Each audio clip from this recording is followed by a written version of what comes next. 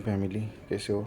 बहुत दो तीन दोस्त थे, उनका सवाल था कि स्ट्रक्चर मैपिंग को हम किस तरह से समझ सकते हैं। तो जैसे मान लेते हैं ये बहुत बड़ा टाइम फ्रेम होता है। जैसे ये चार्ट पे जब दिखते हैं ना, तो पेशेंस डेवलप करना पड़ता है।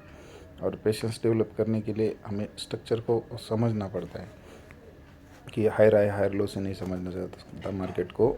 बैलेंस इन बैलेंस जोन से समझा जाता है। मतलब इन बैलेंस एरिया का है और बैलेंस जो कुछ बैलेंस हो गया वहाँ पे कोई मतलब वो खाली लिक्विडिटी जोन बन जाता है।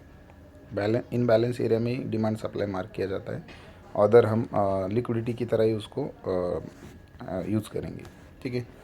तो जैसे यहाँ पे देखेंगे तो यहाँ से एक एरिया इन बैलेंस था जो अप साइड में था। ठीक है।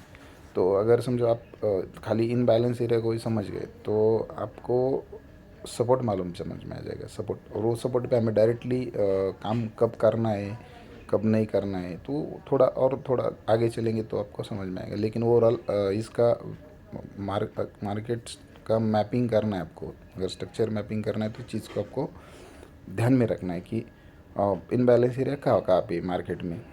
देख, अगर समझो इस तरह से आप समझ पाओ तो अगर मतलब मैं थोड़ा बड़ा व्यू दे रहा हूँ, बाद में हम बहुत छोटे टाइम फ्रेम में जाके इंट्री तक पहुँच जाएंगे। लेकिन एक बड़ा व्यू मतलब multiple time frame analysis is very important.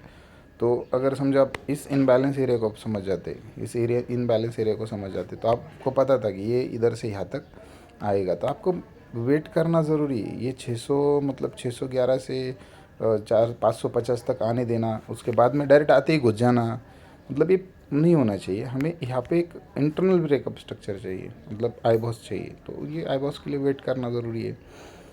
उसके बाद में कुछ इनबैलेंस क्रिएट होने देना ज़रूरी है। तो अगर यहाँ देखेंगे तो जैसे यहाँ से लेके यहाँ तक कोई इनबैलेंस नहीं है, बाद में सेलिंग का इनबैलेंस बना है, मतलब बाइंग का तो कोई इनबैलेंस है ही नहीं।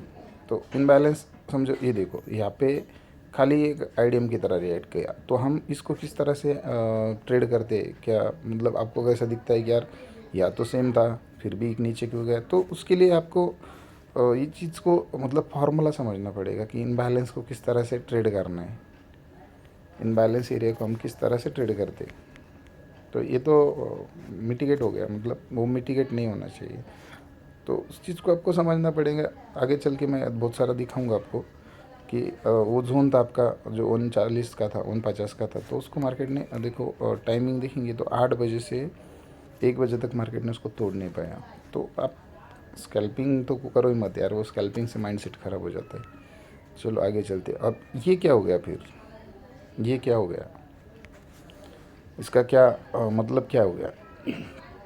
मार्केट ने क्या किया है यहाँ पे, मार्केट ने लिक्विडिटी उठाई। लेकिन हमारे पास कन्फर्मेशन कब आएगा, जब हमारा डिमांड वर्क होगा, जब हमारा ये इनबैलेंस एरिया है, यहाँ से तो ये कैंडल तक वीक यहाँ तक है, यहाँ से वीक यहाँ तक है, तो ये जो इनबैलेंस एरिया है जो वर्क हो जाएगा, तो हम इसको बाई के लिए प्लान करेंगे। स्टॉप लॉस जस्ट इसके नीचे का रहेगा। हम टारगेट कम से कम 1:2, 1:5 के 6 के इस आसपास पे लेने की कोशिश करेंगे, या तो एस एल ट्रेल करेंगे, दोनों में से करेंगे। आपको पेशेंस है तो आप एस एल ट्रेल करो, नहीं है तो फिर आप उसको ये होने दो। ठीक है। आगे चलते तो आगे जाने के बाद में यहाँ से वापस एक इनबैलेंस एरिया मिला हमें जो ये था। ठीक है। आपको इस तरह से मार्केट को प्रिडिक्शन करते चलना है कि इसको तोड़ तोड़ के अगर लिक्विडिटी लेके अगर ऊपर जाता है तो बढ़िया है, नहीं तो फिर इसको सपोर्ट बना के जाना चाहिए, मतलब ये लिक्विडिटी पेंडिंग रखनी चाहिए।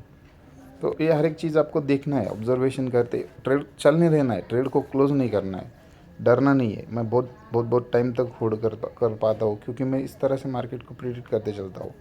चलो मार्केट अभी अप रेंज में है, तो देखते हैं अभी क्या क्या होता है। चलो उसके बाद में और आगे जाके मार्केट ने क्या कर दिया कि ये पूरा इनबैलेंस एरिया यहाँ तक था। देखो ये पूरा बैलेंस ही एरिया था ये, तो इनबैलेंस कहाँ पे, यहाँ पे। ठीक है, ये इनबैलेंस है। चलिए आपका इनबैलेंस का भी गेम ओवर हो चुका है।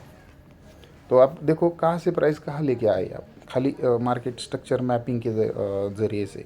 तो आप देखोगे तो आपकी एंट्री हो चुकी है। देखो 500, देखो 570 के आसपास आपकी एंट्री है, और 70 से लेके 680 700 700 तक लेके आए मान लेते राउंड लेवल, क्योंकि वो ऊपर गया था 20 पॉइंट, लेकिन अपने को एग्जिट करने का मौका मिला 700 पे। मतलब 100-150 डॉलर का गैप मिल सकता है। बस आपको स्ट्रक्चर मैपिंग करना ज़रूरी है। और यहाँ पे भी कुछ अलग नहीं किया मार्केट ने।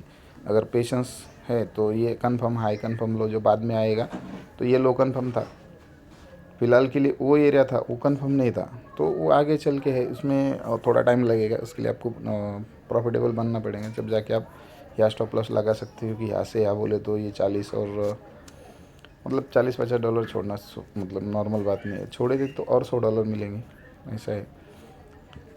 इस तरह से स्ट्रक्चर मैपिंग की जाती है, ना कि रैंडम किस तरह से, क्योंकि लास्ट डिमांड या लास्ट कंफर्म लो ब्रेक होना चाहिए। कंफर्म हाई कंफर्म लो क्या कब कंफर्म होता है कि उसने कुछ अचीव करना चाहिए।